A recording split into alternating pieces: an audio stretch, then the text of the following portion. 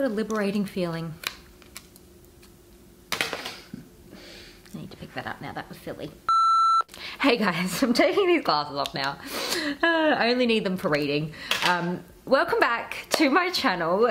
Today's video, I'm going to be sharing with you how I finally got my financial together at the age of 30. Now look, before we get started, although this is a video and a topic that I never really thought I'd talk about, I thought that I would just talk about, you know, shopping and various other frivolous things on my YouTube channel 5 years ago. Like, I would have never thought I would have been talking about this. But anyway, before we get started, I just need to say that I am telling you that I'm finally getting my financial shit together at the age of 30. I think that that is a clear indicator that I am not a financial expert. Okay, this is not a financial YouTube channel. Truthfully, I also feel a little bit embarrassed, but I'm trying not to feel this way because I even have friends right now who are around my age bracket who are in a very similar position, okay? So maybe to some I'm a little bit late to the party, but in my mind it's never too late to finally get your financial shit together, okay? So here we are. I don't think I really need to go too much into my background with my finances. I think if you, I mean, first of all, if you're a new subscriber, hi, hello, welcome. But if you're not new, and if you've been here for a while, if you're a bit of an OG in the sense, you would know that I spent a ridiculous amount of money on things, mainly bags and pretty shoes and things that truthfully, a lot of those things, I don't even wear anymore. That's a whole nother reckless discussion for a whole nother time. But yeah, I think you kind of probably have seen my background with finances, and truthfully, I always thought that I had, you know, like a well enough like understanding of my finances. I thought that, you know, it was enough for me to know round about where my money was going and knowing round about what I was spending it on, and, you know, having a little bit saved every month and putting a bit aside and putting a bit here and putting a bit there. And I always kind of thought that was enough because I was saving, and truthfully because there's only been maybe like 1 or 2 situations where I had kind of got myself into a little bit of trouble with my credit cards and I was unable to pay them on time. There's only been a few times like that where I haven't been able to, or I've been in like a little bit of financial trouble with paying off my credit cards. But really, other than that, like, I was always kind of on time with my payments, and I, you know, was kind of always semi-aware of what was coming in and what was going out. And I always kind of just thought that was enough. And truthfully, if I'm being completely honest with you, it was almost like I was here, my finances were there, and I wanted to know enough to feel like I was, you know, aware of what's going on, but I didn't want to get close enough to really look into them, because I felt like it was looking into a mirror and truly seeing what I needed to work on. Okay, we've talked about this before in some senses, but much like I would just shop my little heart out and cover myself in logos to cover up my insecurities, kind of ignoring, blah, blah, blah, blah, not listening, not looking, ignoring my finances to a certain degree, almost was like living in this oblivion bliss. Because, you know, if I didn't know what was really going on, okay, I didn't need to worry and I didn't need to feel crap about myself. That mindset really shifted for me a few months ago. This idea all changed for me a few months ago, and it was just like this light bulb moment where I realized that I could no longer ignore my financial health and my financial knowledge, and I could no longer ignore the fact that, take a shot every time I say ignore, but me ignoring my knowledge and me ignoring what was truly happening with my finances, you know, week in, week out, month in, month out, I could no longer ignore that, because it was truly like ignoring part of myself and ignoring parts of myself that I had to address and I had to come to terms with and I had to bring into the light, if that makes any sense. I cannot be the only person that does tie their self-worth, and I mean I should say their feelings of self-worth, to their net worth and their income in a sense. And I think this is probably just a normal, natural part of being human and being an adult human, but I think I really had to step into it and acknowledge that the more I knew about my finances and the more I know and understand my finances,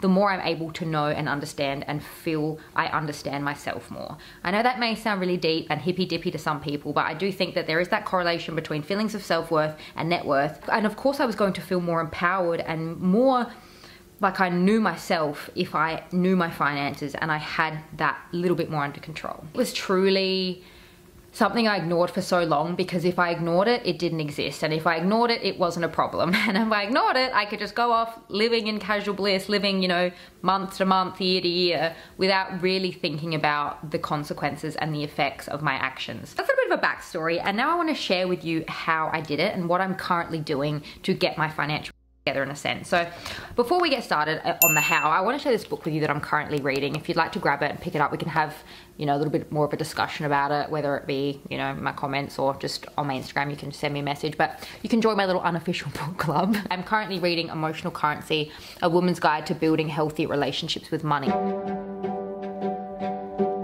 Building more of a healthy relationship with money and really knowing more about my finances has something that I've truthfully wanted to do for years. So much to the point where there had been multiple years where I set it as my New Year's resolution. I set budget planning as my New Year's resolution, and it really never stuck, okay? I have tried almost every measure that I thought would work for me. There were certain apps that I would download and I would use, and I would track all my expenses and kind of see where my money was going. I'd do it the old-fashioned way with a pen and a paper and a notebook. I would do it on my notes app on my phone. I would do it through my banking app. There were so many ways that I thought were the best ways for me, and none of these ways that I was doing it really stuck with me. And then that's until I found a specific Excel spreadsheet. Now look, this is not at all a sponsored video. This is not at all like a paid for thing. I love this particular creator. I'm gonna have her linked. You may have heard of her. If you have, shout out in the comments down below. Her name's Rachel Leah. She's an Australian. Pretty sure now though, she's kind of like living in Canada, or I don't know, she's kind of like a bit of a traveling nomad at the moment. But I met her way back when. I'm gonna see if I can even find a photo. Probably not. I don't even know where that, yeah, I don't even know. It was like on a hella old iPhone. But remember IMATs? Do you guys remember IMATs? I met her, I think, when I was maybe like, I would have been 19. She was at IMATs, and I remember I met her and I got a photo with her. So she's been a YouTube creator for a very long time, and she's switched niches as well. She used to be in the makeup fashion space, I think, and now she does more like productivity and like kind of more lifestyle content. But she has been plugging this particular Excel spreadsheet that she created for months. I'm not gonna lie, I was like kind of intrigued, but not really. I was like, look, I don't even need to, no, I don't wanna do that. I don't need to organize my finances. I don't really need to know what's really going on to a T. Until she shared a particular video, and I'm gonna see if I can have it linked, like I said, along with the actual budget planner that she created, because she has created the most beautiful budget planners. And again, this may be something that you can do yourself, but truthfully, I have used an Excel spreadsheet before. Like, I've tried to make my own, but there's just something about the way she set it up and the aesthetics. And look, I know I may sound like a child. Am I a child? Yes, sometimes I think I am, honestly, like, especially when it comes to things like this. I picked the candy floss, what is it, fairy floss, like color? Candy floss colored theme. I know I sound like a child right now, but that color really spoke to me. And when you are doing this process, I know it may sound crazy, and if your brain is anything like mine, when you really see it, like when you see it laid all out there, like all the numbers are just staring back at you, it can be really bleak, okay? It can be really bleak. And I know this may sound super weird, but just seeing the beautiful pink just makes it a little less harsh, okay? It makes the fall a little bit softer. I told you this wasn't a finance YouTube channel, and it's never gonna be, okay? Because look at me giving financial advice. Like, get a budget planner with a color-coded scheme. But no, seriously, like, this budget planner has literally changed my life. And this is my 3rd month now of filling out this budget planner. And geez, like, can I just say, the first month was really rough. Like, it was a real slap in the face, which, like I said, going back to that color scheme, seeing all the pink made it a little bit easier, okay? A little bit of an easier pill to swallow, so to speak. But it's very, very confronting to see your spending just out there in the open like that, just staring back at you. You look at the month and you just think, the first month, I remember looking at my month and thinking, oh my God, what am I doing? Like, what am I actually doing? So without trying to kick myself too much while I was down, I went through my expenses.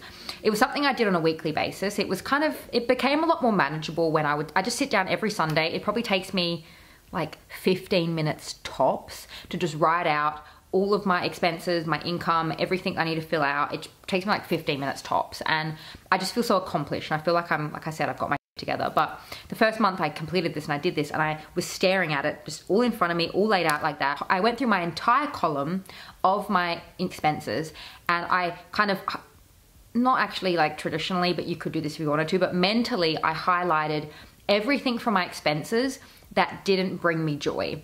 I know that may sound weird. I know it may sound kind of reductive, like you'd want to highlight the things that do bring you joy, and you could do it that way, but I found it better to really highlight the things that weren't bringing me joy, or see where I could cut corners, so to speak. So some examples I'm going to share with you is like a particular dinner. I went to a particular dinner and I had the time, if I'm being honest. The people I went with, this may sound really harsh, but I'm just trying to give you examples. I'm just trying to be honest. I went to a particular dinner. I spent $100. I have spent $100 on food, wine, and I just remember looking at that and thinking, I hated that night. I had a horrible time. I couldn't wait to leave. The vibe was just so low energy. Those people were just so low energy. I don't actually enjoy the company that much.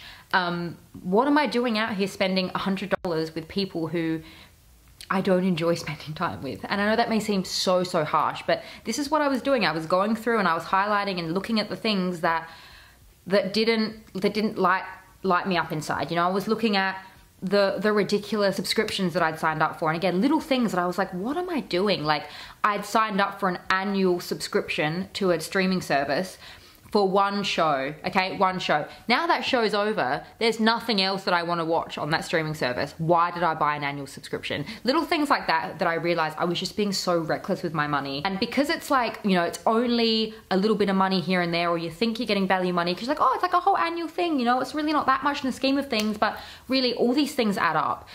Another quick little side note, I've deleted the Uber Eats account from my phone. Uber Eats is the biggest scam of life. Truly, it is the biggest scam of life. I looked at how much I spent, and I'm going to tell you because I'm like that embarrassed, but also look, this is a judgment-free zone, okay? So don't be coming at me for this. I spent $500 on Uber Eats 2 months ago. $500 on Uber Eats.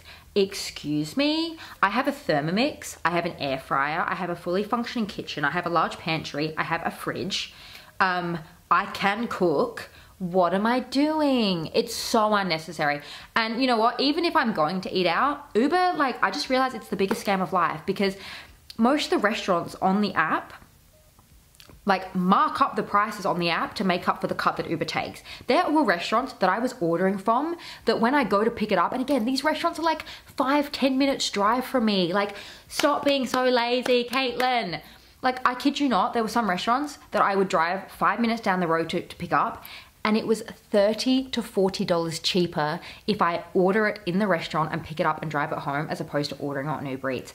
I am not joking. So yeah, that was enough for me. I'm like, no, I'm done with Uber Eats. I'm done with Uber Eats. I'm done with all these ridiculous subscription services. There was so much that I was ticking through. And again, this isn't a financial YouTube channel. I'm not here to tell you. And I think I actually have probably told you in the past. So I want to retrace my steps and take it back. I think I probably told you advice like, oh, you know, don't order a coffee every morning, or, you know, don't order this particular thing. But what I've realized is everybody's financial needs, and not only financial needs, but also everyone's financial situation is incredibly individual and it's incredibly different. So who am I to tell you not to go out and buy your $5 coffee? Well, now they're probably more like $6 or $7, but you know, your coffee every morning. Or say you love a particular smoothie or a green juice from a particular cafe. And you know, you're probably feeling guilty because you're like, oh, people are telling me that I should just make my own smoothie at home, but I really love this smoothie. And you know what? I've realized if that is something that brings you joy, that brings you joy, okay? Do not cut, I'm not telling you to cut things out of your life that bring you joy. I'm telling you to go through and like have a highlight of things that don't bring you joy. I mean, another small example is I was looking at my cleaning service. You know, I've spoken about how I have a cleaning service every fortnight, and I love my cleaning service, but I'm also like, how can I cut that down? How can I cut that down a little bit? So I managed to find a way to cut that down a little bit. I managed to shut off a few rooms in my house that truthfully, there's really not a hell of a lot going on in there, okay? I can vacuum, I can dust. I actually weirdly enjoy vacuuming and dusting. It's the things like cleaning toilets, cleaning my kitchen, and doing the mopping that I actually really don't enjoy, okay? Those things I don't enjoy. But dusting and vacuuming, I actually like that. I have a few rooms in my house that all they actually need are dusting and vacuuming. So I've shut off those rooms. I've told the cleaners, look, you don't need to worry about those rooms, I'll do it. And it saved me like $50. And I know that may not seem a lot to some people, but truly, when I saw my monthly expenses staring back at me, I was like, no, okay, this is out of control, this is ridiculous. And truthfully, there are some things within my expenses that I'm just not willing to budge on. I'm not willing to budge on them. So I went through and checked and had a look at what things don't bring me joy. What things can I change? What things can I cut? And that's kind of the way I went about it. There are things that I do throughout my month that, yes, they may be expensive, or to some people they may be frivolous, you know, or they may just be as ridiculous as some people think a $5 coffee is from a cafe. But these things truly bring me joy. These things light me up inside. So I kept certain things that to some people may seem ridiculous and frivolous, but they light me up inside. They bring me joy. This credit card, like, that I just cut up for dramatic purposes. Again, like, I'm not completely against credit cards. I have a credit card, but I don't need 2 credit cards, okay? This credit card is for a particular department store in my country that, truthfully, I don't even shop at that department store anymore. I don't shop at department stores that much. I pretty much always buy online. Like, I don't need a department store credit card. All the, like, bonuses and the extra things and the benefits that I was getting, I wasn't using, and I just found like it was another way for me to kind of lose control and lose track of my spending, so to speak. If I had, you know, another credit card with more automatic payments on it, it just was getting too much. And I was just like, no, I don't need 2 credit cards. One's enough. Not to mention the annual fee I was paying. It just kind of started to feel a bit unnecessary. This mixed with selling some more of my things. I thought that I was honestly done selling, but I'm not. There are bags right now that I'm looking at that just don't bring me joy anymore. I'm not in that headspace anymore. So yeah, coupled with selling a lot and really kind of taking a good hard look and filtering through my finances, every little thing that I spend money on, every little thing that comes in, every little thing that comes out, it's been a very empowering experience. So this video may just sound like a really long-winded plug for this Excel spreadsheet, but it's truly changed my life. And I really would love to hear what your experience is. Like, at what point did you kind of have this light bulb moment of really needing to get your financial together? Because I just like to think that I hopefully am not the only person who's felt like this, especially if you have had a shopping addiction in the past, if you've had a problem with shopping and spending. I can't be the only person who's been in this boat. Please tell me I'm not.